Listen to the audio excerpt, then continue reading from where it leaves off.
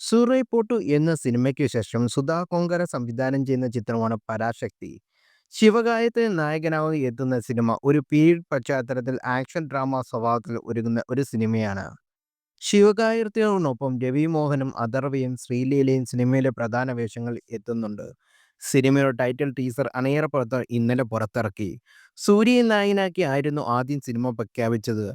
Teaser റിലീസിന് പിന്നാലെ സൂര്യയ്ക്ക് മികച്ച ചിത്രം നഷ്ടമായി എന്നാണ് ആരാധകരുടെ പക്ഷം.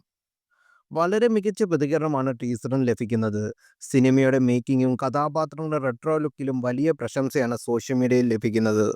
സൂര്യയ്ക്ക് ചിത്രം മിസ്സായെന്നും വീണ്ടും മറ്റൊരു നല്ല സിനിമയ്ക്കായി സുധാ കൊങ്കരയ്ക്കും നടൻ ഒന്നിക്കട്ടെ എന്നും ആരാധകർ കുറിക്കുന്നുമുണ്ട്. സുധാ കൊങ്കരയുടെ ആയുധം എഴുത്ത് പരാശക്തിയാണെന്നും കമന്റുണ്ട്. മണിരത്നം സിനിമയായ ആയുധ എഴുത്തിലെ കഥാപാത്രങ്ങളും പരാശക്തിയിലെ കഥാപാത്രങ്ങൾ ഉൾക്കൊള്ളിച്ചുള്ള ചിത്രങ്ങൾ ഇപ്പോൾ വൈറലാണ്.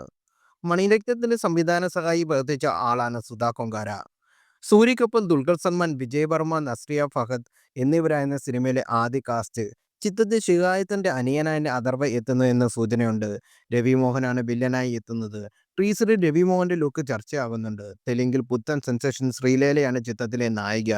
ഡോൺ പിക്ചേഴ്സിന്റെ ബാനറിൽ സിനിമ ഒരുക്കുന്നത് ജി പ്രകാശ് കുമാറാണ് സംഗീത സംവിധാനം. അമരന് ശേഷം പ്രകാശ് കുമാരൻ ശിവകായത്തിനും ഒന്നിക്കുന്ന സിനിമ കൂടിയാണിത്. 150 കോടി മുതൽ മുടക്കിലായിരിക്കും സിനിമ ഒരുങ്ങുന്നത് എന്നാണ് ഇന്ത്യ ക്ലിപ്സ് റിപ്പോർട്ട് ചെയ്യുന്നത്. ശിവകാര്യത്തിന്റെ കരയിൽ ഏറ്റവും വലിയ ബഡ്ജറ്റിൽ ഒരുങ്ങുന്ന സിനിമയായിരിക്കും ഇത് എന്ന് റിപ്പോർട്ടുകൾ.